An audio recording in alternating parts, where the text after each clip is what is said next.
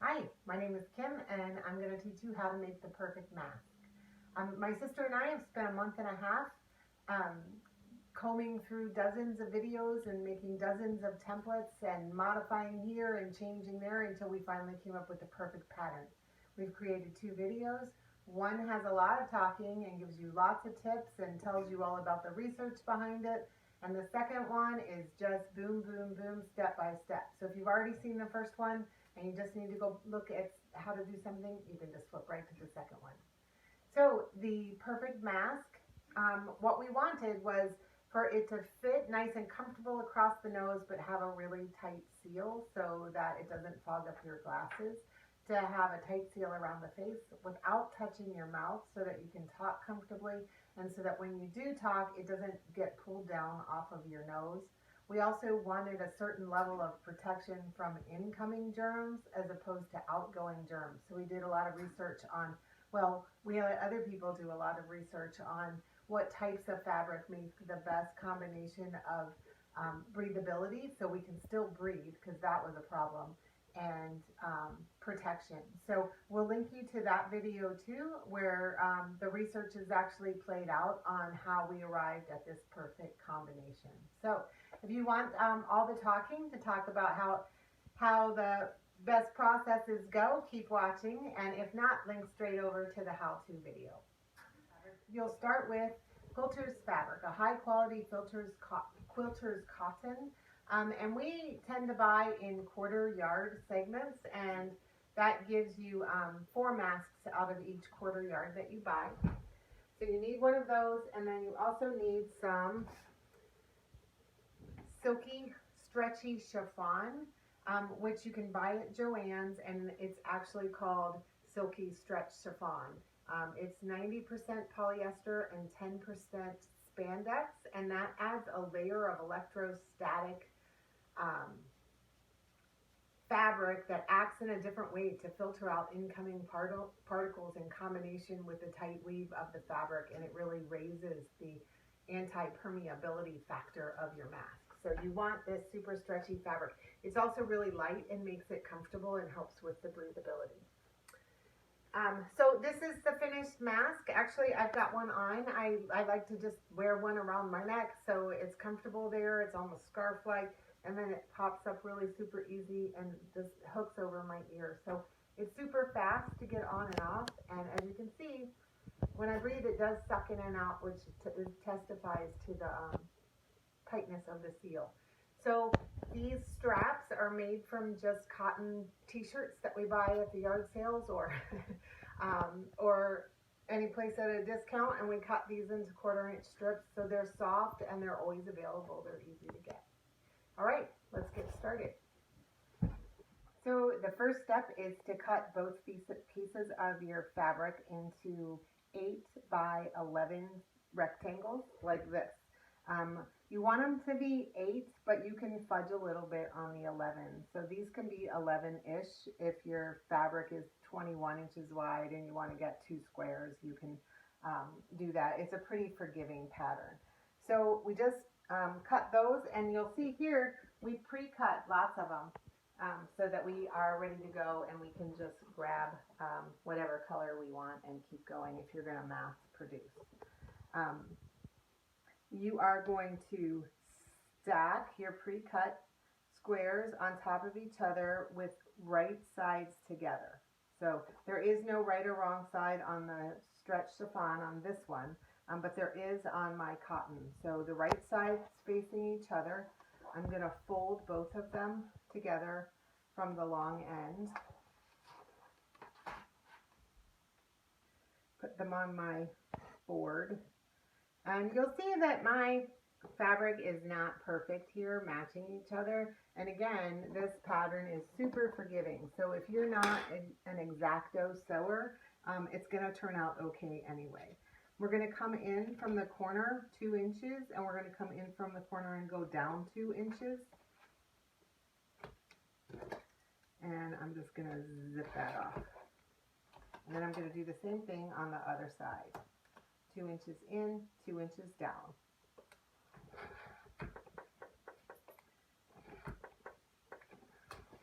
And and I will end up with a rectangle that looks pretty much like this.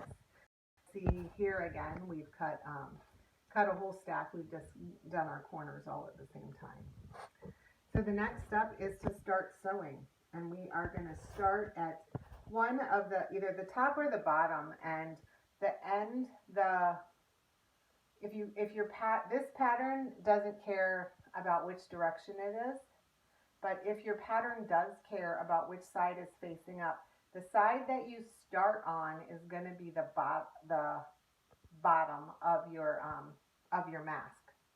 So if I start sewing, I'm going to start sewing about 2 inches from the corner, and again, very forgiving, it doesn't have to be exact.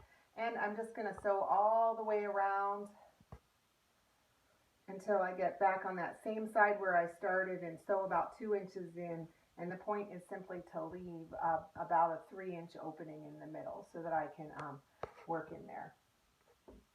So I'll go ahead and move to the sewing machine and get this sewn. So we're going to start about 2 inches in from the corner on one of the long ends, and just go slow. The tip for working with this super silky stretchy chiffon, which is harder to work with than regular quilter's fabric, is to slow your machine down. My machine prefers the chiffon to be the top layer, and my sister's prefers it to be the bottom layer when sewing. So you might have to do some experimentation on what turns out the best for you. So just go slow, and it doesn't have to be perfect. About a 1/4 inch seam is what we're looking for. And my pedal is broken right now, so I am doing without the pedal.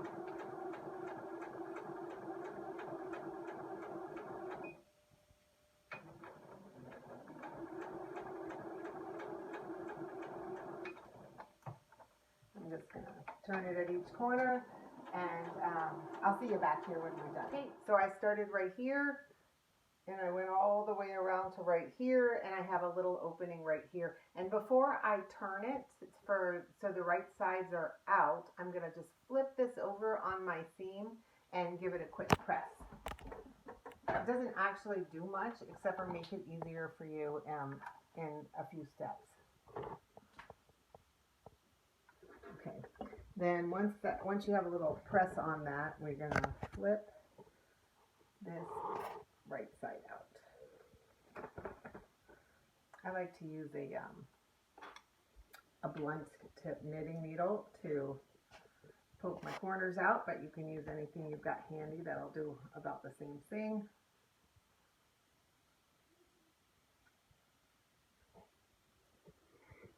And then we're going to press.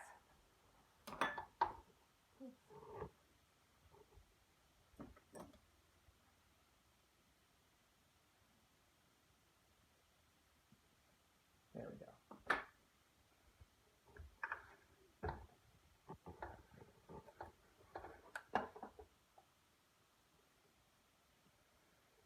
So we have our material in place, and it's time to make the nose piece.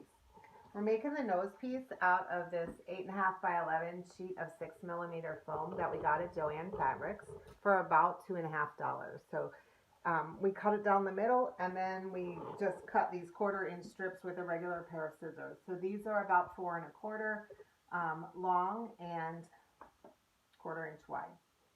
Pretty forgiving.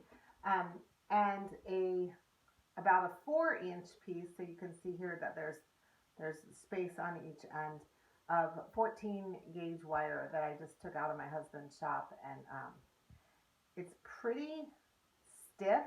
It might be heavier duty than it's certainly heavier duty than this pipe cleaner that a lot of people use, but the pipe cleaner does not give you a good enough seal. So what the heavy gauge wire does is it forces the foam into place and then holds it there. So your seal is actually very comfortable because it's coming from the foam, but you need the heavier gauge wire to hold it into place.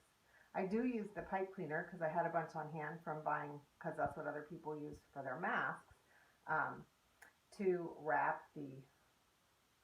hold the two together. It makes it easier to work with. So I just do a couple of wraps around that end, and then weave it down along to hold the wire in place, and then a couple more over here. I don't want it to be too thick. And then I take the wire cutters and cut off that little tag. Okay, so this is going to be our, that goes inside the mask and is our foam piece. So what we're going to do is simply slip it in. Oh, no. First we're going to sew, we're going to look at about how it lays on the mask. And we're going to sew a 1 inch, here, let me turn that around. We're going to sew a 1 inch seam right here and right here, so that, and I just eyeball it. I put this about where in the middle is, and then I eyeball where it's going to go instead of marking, to hold it from slipping side to side. So that's just a quick seam. And none of the seams so far do you need to use your reverse and lock in. We're going to be sewing over everything at least once. So I'm going to lay this on here, and I'm going to give myself about a 1/4 inch space, and then I'm just going to sew it.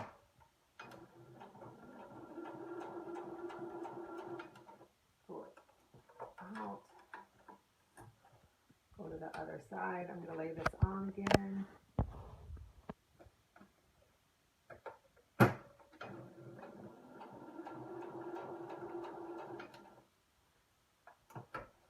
And now when I lay this, when I go to put this in, it's got something to hold it in place.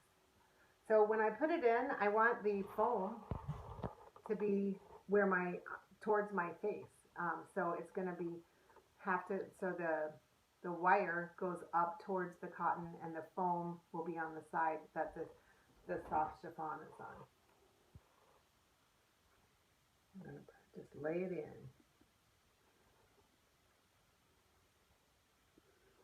Shove it all the way up as far as it'll go, tight against the edge. And then my machine lets me move the needle over to the left, but it's not necessary if you don't have that option. Because what I want to do is lock that, just run a seam up as close to that foam as I can get my presser foot to go, and just lock it in as tight as I can. And I'm starting right where the other seam started, and I'll end right here. We're avoiding putting any holes in this part of the fabric at all. But we have to have a seam that'll hold that the nose piece in place.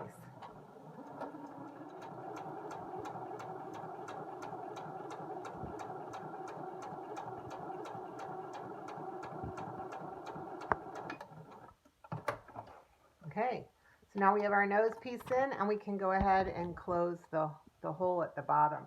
This is the part where it comes in handy that you already put a seam in, because it just folds in real nice.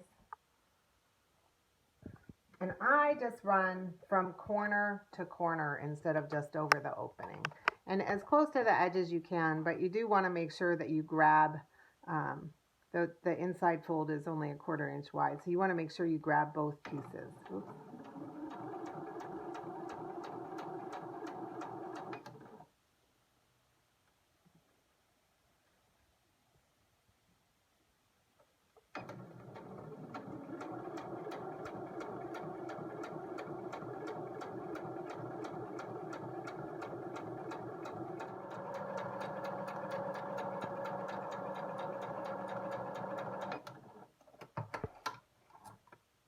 Okay, so next is the tricky part, and I'll meet you back over at the table.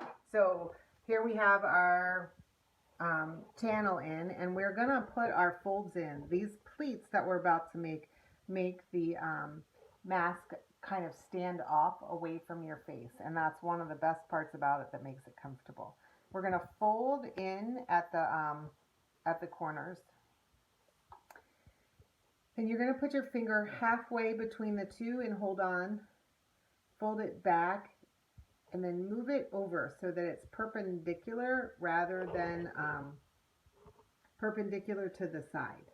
So if you just folded it back nice and neat and everything, it would be like that with a slant to the side, and you want it to be perpendicular to the side. So you move it over, and then we're going to fold this half in, but you don't have to. So just kind of fold that over, and then we're going to place one pin in. We know a lot of people don't want to use pins and put any additional holes in the fabric than they have to. You can use the magic clips if you don't want to use pins here. What we kind of found was that the magic clips are so heavy, they pull the whole thing out of place. And I decided, since it's over here on the side of my face where the strap is going to be, I don't mind as much as if there was holes all through the middle here. So I'm going to do the other side. I'm going to put my finger in the middle, and I'm going to fold it so that it's perpendicular to the edge. And then I'm going to fold that in and pin it.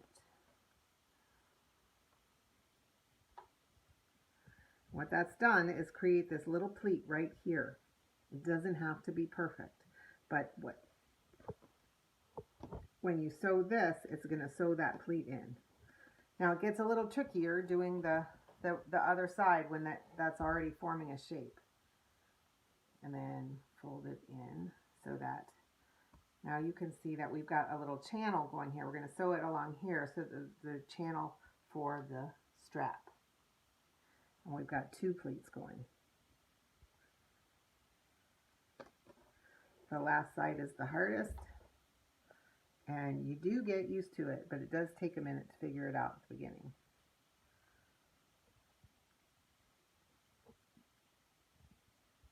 All right, so all we have to do now, you can see how the pleats that we formed have already formed an outward facing cup.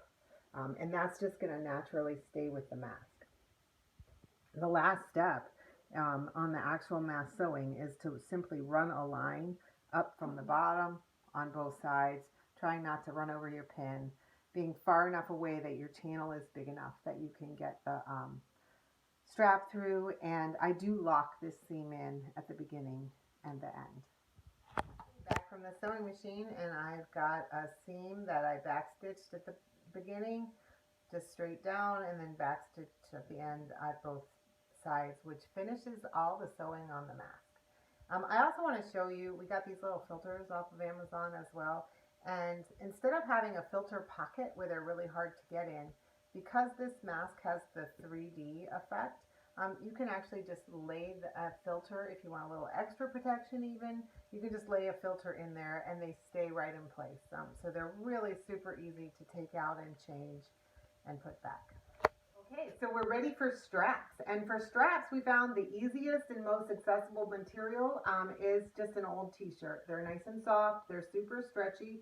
All you have to do is cut the bottom off there, and then we cut 1/2-inch strips going this way all the way up. So we have a few cut. I'm just going to grab this black one here for this particular mask. And, oh, yeah, I cut it open so it's not a circle still. And thread it onto a yarn needle. I don't know how you do it without a yarn needle, so you might really want to invest in one of those if you don't have one. It will be a lot easier for you. So we're going to take your nose piece is the top of the mask, so we're going to start at either side but on the bottom.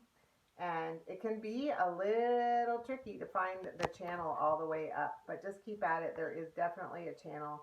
All those folds of fabric in there tend to stop you up a little bit. And if I really have trouble, I'll take it out and go from the other end and maybe hopefully open one of those folds up. So you pull it a little more than halfway through and then back down the other side. So up from the bottom, across the top, and back down the other side.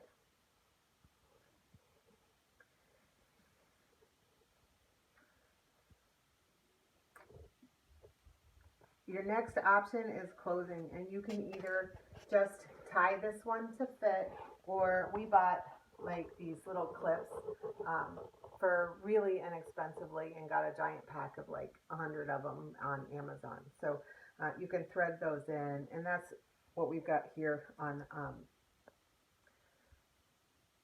this finished mask, so that it's just easy on, easy off, and you can tighten it up once it's on. I found that with my long hair, it was hard to tie. It is nice to be able to wear it under your hair instead of having to put the cords on over your hair and getting that line. And we're done. That's it. Now you know how to sew the perfect mask. It's a super easy to put together. It's very forgiving. You don't have to be an expert seamstress. It's easy to care for. We just throw them in the washer with the ties on and everything. We've washed them repeatedly and they're holding their shape. They've come out really fine. So that's it. If you liked our video and you'd like your friends to also be able to make the perfect mask, give it a like, give it a share, and thank you for watching.